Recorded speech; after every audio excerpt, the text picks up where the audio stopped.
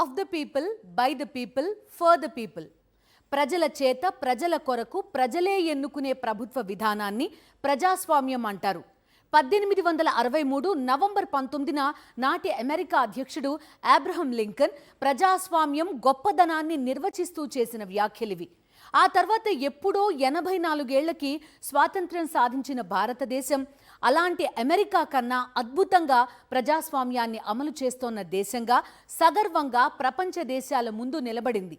ఇప్పుడు అదే దేశంలోని ఆంధ్రప్రదేశ్లో అదే ప్రజాస్వామ్యం అనునిత్యం అపహాస్యం పాలవుతోంది. అంబేద్కర్ రాజ్యాంగం అవహేళనకి గురవుతోంది. రెడ్ బుక్ రాజ్యాంగం రాక్షస కోరల్లో చిక్కుకుని ప్రజాస్వామ్యం విలవిలలాడిపోతోంది.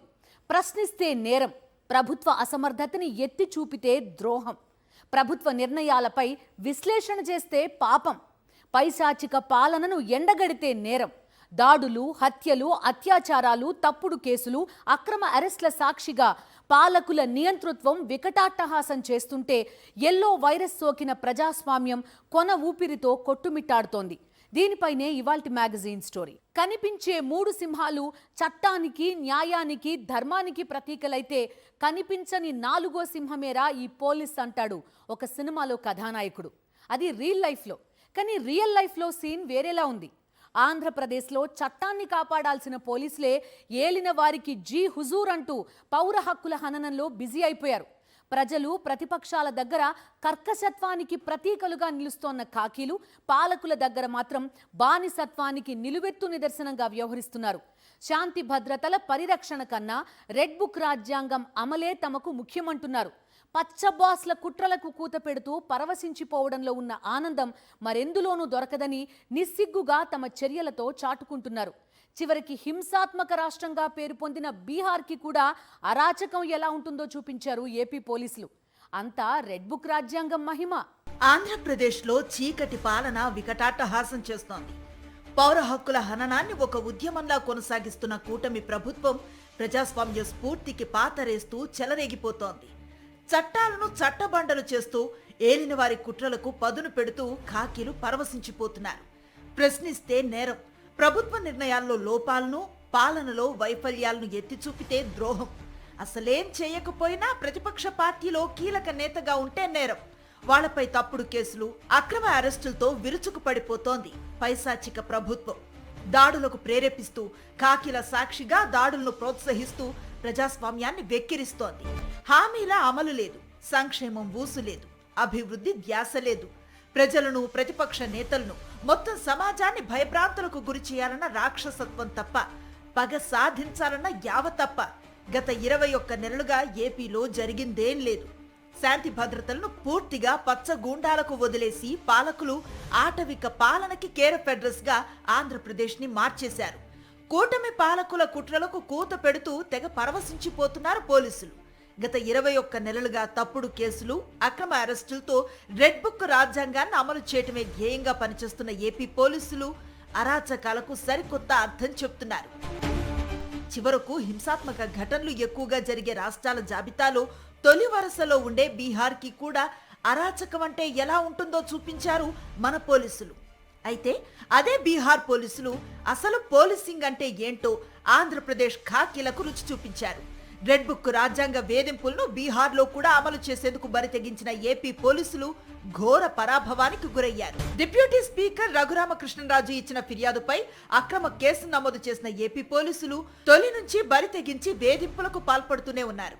గుంటూరులో నగరపాలెం పోలీస్ స్టేషన్లో అక్రమ కేసు నమోదు చేయించి దర్యాప్తు పేరిట దళిత, గిరిజన ఐపీఎస్ అధికారులను వేధిస్తున్నారు. అందుకోసం అప్పటి ప్రకాశం జిల్లా ఎస్పీ దామోదర్ను ప్రత్యేక అధికారిగా నియమించారు. ఆయన విజయనగరం జిల్లా ఎస్పీగా బదిలీ అయినా సరే ఈ కేసు దర్యాప్తు అధికారిగా కొనసాగుతున్నారు. ఈ క్రమంలో గతంలో డెప్యుటేషన్ పై రాష్ట్రంలో సిఐడి డిఐజీగా పనిచేసిన గిరిజన ఐపీఎస్ అధికారి సునీల్ నాయక్ ను లక్ష్యంగా చేసుకున్నారు. ప్రస్తుతం బీహార్లో అగ్నిమాపక శాఖ, హోంగార్డ్స్ విభాగం ఐజీగా ఉన్న ఆయన్ను అక్రమంగా అరెస్టు చేసేందుకు ఏపీ పోలీసుల బృందం తాజాగా పాట్నా వెళ్లింది. అందుకోసం ఏపీ పోలీసులు కిడ్నాపర్ల మాదిరిగా వ్యవహరించారు. ఎస్పీ దామోదర్ తన బృందంతో కలిసి సోమవారం తెల్లవారుజామున సునీల్ నాయక్ అధికారిక నివాసం గోడ దూకి లోపలికి ప్రవేశించారు. ఆయన్ను చుట్టుముట్టి బలవంతంగా తమతో లాక్కెళ్లేందుకు యత్నించారు. అప్రమత్తమైన సునీల్ నాయక్ ప్రతిఘటించి కేకలు వేయటంతో పక్కన పోలీస్ క్వార్టర్స్ లో ఉన్న అధికారులు అక్కడకు చేరుకున్నారు. కిడ్నాపర్లు వచ్చారని భావించి దాదాపు 100 మంది పోలీసులు, హోంగార్డులు ఆ నివాసాన్ని చుట్టుముట్టారు. సునీల్ నాయక్ ని అరెస్టు చేసి తీసుకువెళ్తామని ఏపీ పోలీసులు చెప్పడంతో బీహార్ పోలీసులు, సునీల్ న్యాయవాదులు అరెస్టు వారెంట్ అడిగారు. కేస్ డైరీ, ఎఫ్ఐఆర్ కాపీ ఏవని నిలదీశారు. కానీ ఇవేవీ లేకుండా బీహార్ దాకా వెళ్లిపోయారు ఏపీ పోలీసులు.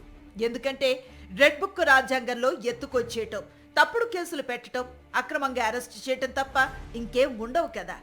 చివరకు సునీల్ నాయక్ ను అరెస్టు చేశామని చెప్తూ ఏపీకి తీసుకువెళ్లేందుకు ట్రాన్సిట్ వారెంట్ జారీ చేయాలని పట్నా హైకోర్టును కోరారు. అసలు సునీల్ నాయక్ పేరు ఎఫ్ఐఆర్ లో లేదని, ఆయనకు వ్యతిరేకంగా ప్రాథమిక ఆధారాలే లేవని సుప్రీంకోర్టు పేర్కొన్న విషయాన్ని హైకోర్టు ముందుంచారు సునీల్ నాయక్ న్యాయవాదులు.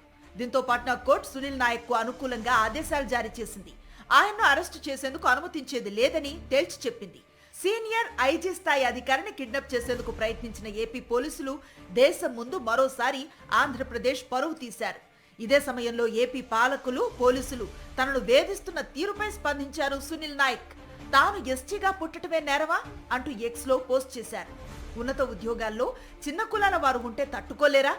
రఘురామ కేసులో ఉద్దేశపూర్వకంగా నన్ను ఇరికించారు. రఘురామ కాల్ డేటా తీస్తే ఎంతమందిని బెదిరించారో తెలుస్తుంది. సరైన సమయంలో ఆధారాలు బయట పెడతానన్నారు. ప్రజాస్వామ్య స్ఫూర్తికి పాత్ర వేయటమే లక్ష్యంగా కూటమి పాలకులు రెడ్ బుక్ రాజ్యాంగాన్ని అమలు చేస్తున్నారు. పాలకుల పైశాచికత్వాన్ని ప్రశ్నిస్తే చాలు హింస రచనకి దిగుతున్నారు. అంబటి రాంబాబు ఇంటి మీద పడి వేలాది మంది పచ్చ రౌడీలు చేసిన అరాచకాలు చూసిన దేశమంతా నివ్వెరపోయింది. మాజీ మంత్రి ఇంటి మీద వేల మంది టీడీపీ గూండాలు దాడికి దిగితే పోలీసులు కేవలం ప్రేక్షక పాత్రకి పరిమితమైపోయారు.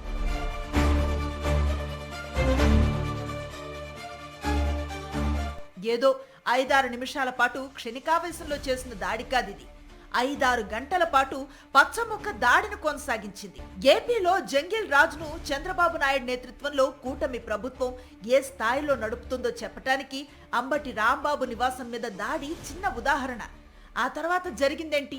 గంటల పాటు దాడి చేసి విధ్వంసం చేసిన పచ్చ రౌడీలకు స్టేషన్ బెయిల్ ఇచ్చారు.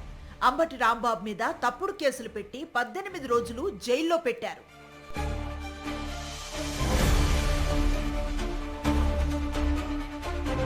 అంబటి రాంబాబు ఇంటిపై జరిగిన రాక్షస దాడి సెగలు చల్లారకముందే లోకేష్ కనుసన్నల్లో పచ్చ గుండాలు మరో సీనియర్ నేత ఇంటిపై దాడికి తెగబడ్డారు. మాజీ మంత్రి జోగి రమేష్ ఇంటిపై ఏకంగా పెట్రోల్ బాంబు వేసి విధ్వంసకాండకు పాల్పడ్డారు పచ్చ గూండాలు. చిత్రం ఏంటంటే పచ్చ రాక్షసుడు పెట్రోల్ బాంబు వేస్తుంటే అక్కడే ఉన్న పోలీసులు తమాషా చూశారంతే. ఈ 2 ఘటనలు అత్యంత దుర్మార్గమైనవి, రాక్షసమైనవి, ప్రజాస్వామ్య వ్యవస్థలో క్షమించనే కూడనివి. ఈ 2 ఘటనలు పోలీసుల సమక్షంలోనే జరిగాయి. దీనికన్నా ముందు నెల్లూరులో నలపరెడ్డి ప్రసన్న కుమార్ రెడ్డి ఇంటిపై దాదాపు గంటన్నర పాటు పచ్చ రౌడీలు దాడి చేసి విధ్వంసం సృష్టించారు. విడుదల రజనీ దగ్గర నుంచి వల్లభనేని వంశీ ఇలా ప్రతిపక్ష నేతలందరి ఇళ్లపై రెడ్ బుక్ రాజ్యాంగం అండతోనే పచ్చ రౌడీలు దాడులకు దిగారు. గత 21 నెలలుగా ఆంధ్రప్రదేశ్లో టీడీపీ గూండాలు వికటాట్టహాసం చేస్తూ ఉంటే పోలీసులు మాత్రం పాలకుల కుట్రలకు కూత పెట్టడంలో బిజీగా ఉన్నారు. వంగి వంగి దండాలు పెట్టి ఓట్లు అడుక్కున్నామన్న స్పృహ కూడా లేదు. అధికారంలోకి వచ్చిన క్షణం నుంచే 5.5 కోట్ల మంది ప్రజలు శత్రువులైపోయారు. హామీల గురించి ప్రశ్నిస్తే కేసులు, శాంతి భద్రతలు అదుపు తప్పాయని ఎత్తి చూపితే కేసులు, సంక్షేమం ఏది అని నిలదీస్తే కేసులు, అభివృద్ధి ఊసెత్తితే చాలు కేసులు, ఆడవాళ్లకి కనీస భద్రత కరువైందని ఆవేదన వ్యక్తం చేసిన కేసులే, ఆగ్రహం వ్యక్తం చేసిన కేసులే. భయపెట్టాలి. యావత్ ఆంధ్రప్రదేశ్ ప్రజలను భయం గుప్పిట్లో బంధించాలి. తమ పాలనలోని అరాచకాల వైపు కనీసం వేలెత్తి చూపే సాహసం కూడా చేయకుండా భయపెట్టాలి. చేవ చచ్చిన, చైతన్యం చచ్చిన జాతిగా ఏపీ ప్రజలను మార్చేయాలి. ఆ స్థాయిలో భయం పుట్టించడానికే సామాన్య ప్రజల నుంచి ప్రతిపక్ష పార్టీల దాకా ఎవ్వరినీ వదిలిపెట్టడం లేదు నాజీ వారసులు. మరోవైపు దాడులు, హత్యలతో టీడీపీ గూండాల హింస రచన 21 నెలలుగా కొనసాగుతోంది. చంద్రబాబు ప్రభుత్వం అధికారంలోకి వచ్చిన నాటి నుంచి అప్రకటిత ఎమర్జెన్సీని అమలు చేస్తూ రాజ్యాంగ హక్కులను కాలరాస్తోంది. ప్రభుత్వ వైఫల్యాలు, ఎన్నికల హామీలను అమలు చేయని వైనం, ప్రజా వ్యతిరేక విధానాలను ప్రశ్నించే వారిపై పోలీస్ అస్త్రాన్ని ప్రయోగిస్తోంది. సోషల్ మీడియా యాక్టివిస్టులను, సామాన్య ప్రజలను సైతం వదలకుండా అక్రమ అరెస్టులతో వేధింపులకు దిగుతోంది. ఎంతగా అంటే ఆడబిడ్డ నిధి పథకం ఎప్పుడిస్తారని అడిగితే కేసు, నిరుద్యోగ భృతి ఇవ్వరా అని ప్రశ్నిస్తే కేసు, వీధిలో లైట్లు వెలగటం లేదంటే కేసు, సూపర్ 6 పథకాలను ప్రస్తావిస్తే చాలు కేసు. ఇలా ఎడాపెడా అక్రమ కేసులతో విరుచుకుపడింది. గత 21 నెలల వ్యవధిలో సోషల్ మీడియా కార్యకర్తలు ఏకంగా 3000 మందికి నోటీసులు జారీ చేసింది. 1353 అక్రమ కేసులు బనాయించి ఎఫ్ఐఆర్లు నమోదు చేసింది.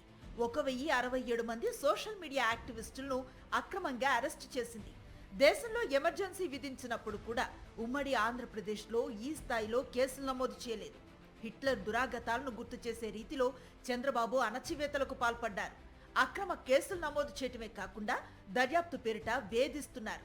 కనీసం నోటీసులు కూడా ఇవ్వకుండా, నిబంధనలు పాటించకుండా బరి తెగించి వ్యవహరిస్తున్నారు. నియంత్రణను మించిన నిరంకుశత్వం, హిట్లర్ను తలదన్నే కర్కశం, ముసోలినీని గుర్తు తెచ్చే పైశాచికత్వం, పౌర హక్కులను కాలరాసే అరాచకం అన్నీ కలిసి ఆటవిక పాలనలో ఆంధ్రప్రదేశ్ రాష్ట్రం జంగిల్ రాజలాగా మారింది అధ్యక్ష.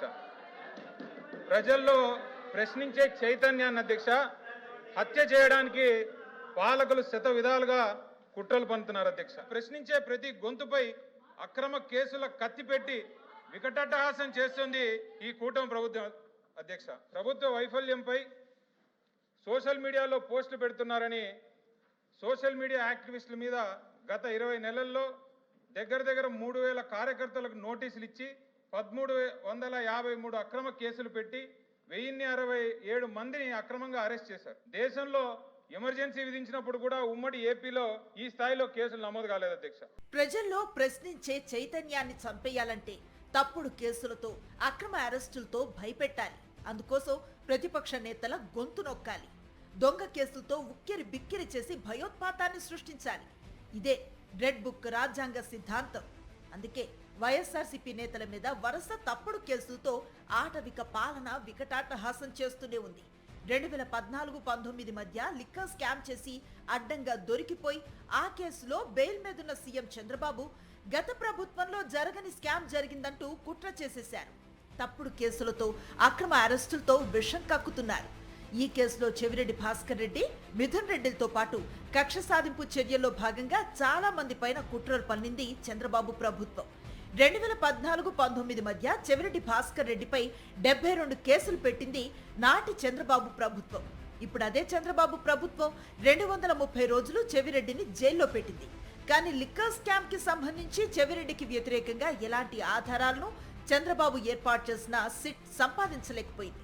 ఎందుకంటే అసలు లిక్కర్ స్కామ్ అన్నదే జరగలేదు కాబట్టి. అలానే ఇదే మద్యం అక్రమ కేసులో ఎంపీ మిథున్ రెడ్డిని అక్రమంగా అరెస్టు చేసి 71 రోజుల పాటు జైల్లో ఉంచారు. చివరకు నేరపూరిత కుట్ర విషయంలో దర్యాప్తు అధికారులు ప్రాథమిక ఆధారాలను చూపలేకపోయారని స్పష్టం చేసిన న్యాయస్థానం బెయిల్ను మంజూరు చేసింది. నిందితులు డబ్బు, ముడుపులను దారి మళ్లించడానికి ఒప్పందం చేసుకున్నారనేందుకు సైతం ఆధారాలేవీ చూపలేదని ఏసీబీ ప్రత్యేక కోర్టు పేర్కొంది. కోర్టు ముందుంచిన ఆధారాలు స్వతంత్రమైనవి కావని న్యాయస్థానం తేల్చి చెప్పింది. దీంతో మద్యం అక్రమ కేసు కుట్రని సిట్ ముందుంచి చంద్రబాబు ఎలా నడిపిస్తున్నారో మరోసారి ప్రజలందరికీ అర్థమైంది. తప్పుడు కేసులతో మానసికంగా హింసించటం, అక్రమ అరెస్టులతో పైశాచికత్వాన్ని ప్రదర్శించటం, సరైన వైద్య సౌకర్యాలు కల్పించకుండా శారీరకంగానూ వేధించటం, జైలు నుంచి బయటకు రాకుండా ఉండటానికి వరుస తప్పుడు కేసులు పెట్టడం, వల్లభనేని వంశీని చంద్రబాబు ప్రభుత్వం వేధిస్తున్న తీరిదే. ఒక కేసులో బెయిల్ తెచ్చుకునేసరికి మరో దొంగ కేసు సిద్ధంగా ఉంచుతూ వచ్చారు పోలీసులు. ఇలా మొత్తం 11 తప్పుడు కేసులు పెట్టారు. రెడ్ బుక్ రాజ్యాంగాన్ని నెత్తిన పెట్టుకుని చంద్రబాబు అనుకో ఎంతగా భారత రాజ్యాంగాన్ని, ప్రజాస్వామ్య స్ఫూర్తిని వెక్కిరిస్తుందో చెప్పటానికి వంశీని తప్పుడు కేసులతో వేధించిన విధానమే ఒక ఉదాహరణ. తప్పుడు కేసులతో 140 రోజుల పాటు వంశీని జైల్లో నిర్బంధించి వేధించింది చంద్రబాబు ప్రభుత్వం. జైలు నుంచి బయటకు వచ్చిన తర్వాత కూడా వంశీ మీద ఇంకా తప్పుడు కేసులతో విరుచుకు పడుతూనే ఉంది కూటమి సర్కార్. ఇక మాజీ మంత్రి కాకాణి గోవర్ధన్ రెడ్డిని అక్రమ మైనింగ్ కేసులో ఇరికించడానికి విశ్వ ప్రయత్నాలు చేసి సాధ్యం కాకపోవడంతో ఎస్సీ/ఎస్టీ అట్రాసిటీ కేసు పెట్టించి అరెస్టు చేయించారు. వరుస తప్పుడు కేసులతో కాకాని 75 రోజుల పాటు అన్యాయంగా జైల్లో ఉన్నారు.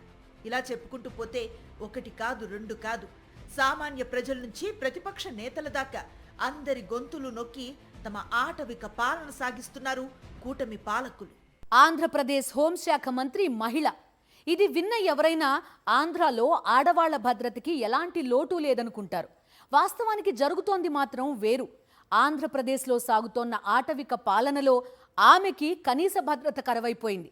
రెడ్ బుక్ రాజ్యాంగం అండతో చెలరేగిపోతోన్న కామాంధుల నుంచి ఆమెకి రక్షణ లేకుండా పోయింది. ఎప్పుడు ఎటు నుంచి ఏ పచ్చరాక్షసుడు దాడి చేస్తాడో అని బిక్కుబిక్కుమంటూ గడపాల్సిన దుస్థితి నెలకొంది.